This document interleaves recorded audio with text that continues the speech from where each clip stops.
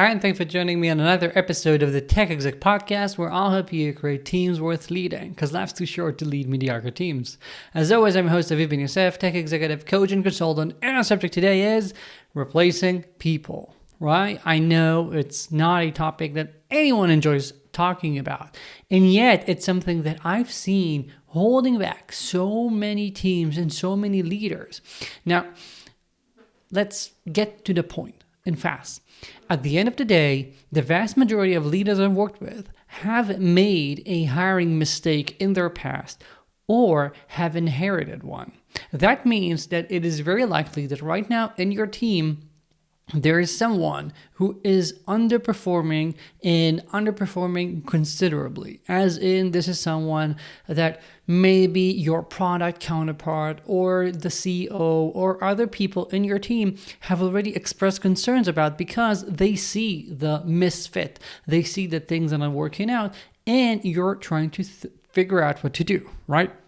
When this is the case, what we ought to realize is, what can we do about it and what are we choosing to do about it?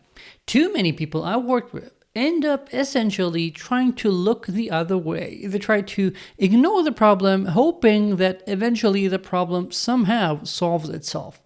And it usually does, but you know how? You just drag on the issue for so long without addressing it that eventually there comes the point of no return. Someone snaps.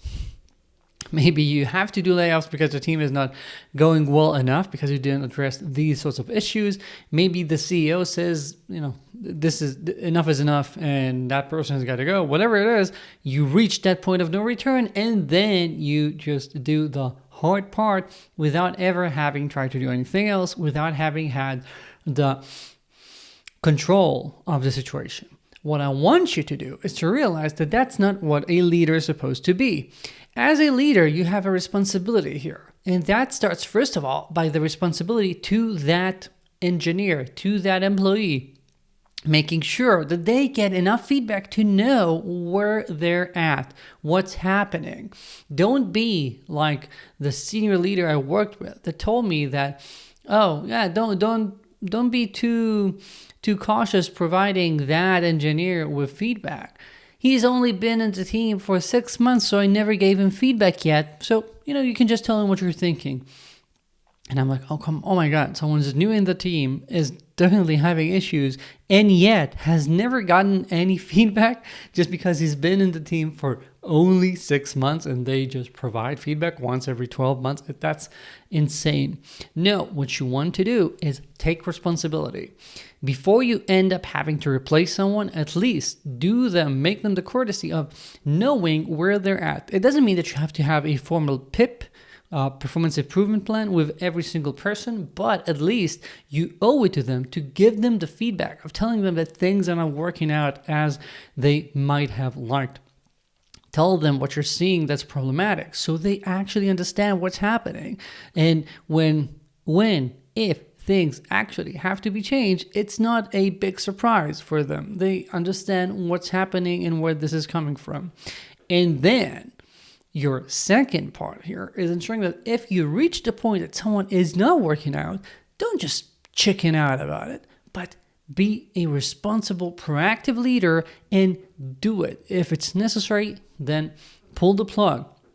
When we let people who are not a good fit for the team stay on for longer, we're doing everyone a disservice. You're doing yourself a disservice because this is cognitive load. It's holding you back from doing things because you always know that the team is not exactly where you want it to be. You're doing the team a disservice because the team has to usually work around this person that's not a good fit, and that's making their work harder. And also, it tends to lower the bar for everyone because they say, okay, if I can be like that and still be here, like, why am I even burning the midnight oil over here? And lastly, even though you might not realize it, you're probably doing that person a disservice as well, because rather than having them go and find a team where they're a better fit, and rather than get all the context needed in order to improve, you're letting them remain in this cocoon for time that they're never going to get back, and they'll never have the ability to work on themselves and find a better fit during this time. So if you're wasting a year and a half of my life working in a position that's clearly a bad fit and not telling me about it and not helping me get better.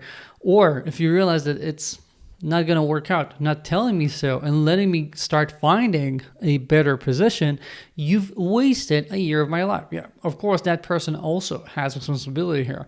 But what about your responsibility as a leader? All this to say that being a leader sometimes sucks because you have to do these things. You have to work on replacing some people. But the harsh truth is you're going to face the music either way. Might as well do it on your terms. Might as well do it in a way that makes you proud of being a leader, that knowing that at least you did your best. You treated people like they deserve to be treated. You did what was possible, and if it has gotten to it, at least, again, you can tell yourself that you really gave it a real shot. You did what was possible. And if we don't do that, what I end up seeing is leaders slowly sinking, not believing in themselves, not being proactive anymore because they don't want to steer anything up. They don't want to make it too obvious that we have this mismatch. You don't want to be there. Instead, again, you want to be a proactive leader. One last message before wrapping this up, and this is about what you can do if you sense that you have to do this and you're not sure how. I will say something very clear. If you know that someone needs to go out and you don't know how to do it, or you're not sure about someone and it has been like this for several months now, the first thing you have to do is to decide about a date by which something will occur. Be it having them let go, be it seeing enough improvement. Make the decision between you and yourself. The decision to have some sort of improvement and by when. And usually by when should be within 3 months or less. And by that time, you want to see that something has happened. And I find that when we put this deadline, it really makes things a lot easier because with these things, before you reach a point of no return, you don't have often any sense of urgency around it. And therefore, it's very easy to just let things drag on and drag on and drag on and extend like, a piece of bubble gum that you just keep extending, but you don't want to be there. Instead, you want to be very clear. How much time am I going to let this continue? When do I want to see an improvement? 2 weeks, 3 weeks, a month, 2, whatever. Have the deadline and commit to it. It's always easier when you've got a coach like myself there to ensure that you're actually following up on your deadlines, but you can also do it by yourself, I'm sure, and doing so will help you become, again, a genuine leader. You don't want to be someone that's just sitting there twiddling their thumbs and waiting for things to get sorted by themselves, because if that happens, no one needs you, and usually that's not how it plays out. That's it for this week. Thank you for joining me. I hope I got you a small improvement to make in your team, even if it's not a fun one. At least once you do it, you'll know you have a better team, a team that's more talent dense, and a team that you can then start building forward to create an amazing team. And that's what we're all about here. If you haven't yet, do check out my newsletter. It's the best newsletter online for tech executives. Every week it comes out with this podcast, an article, a video, and some extra goodies. The link is in the show notes, and I'll see you here next week. Ciao.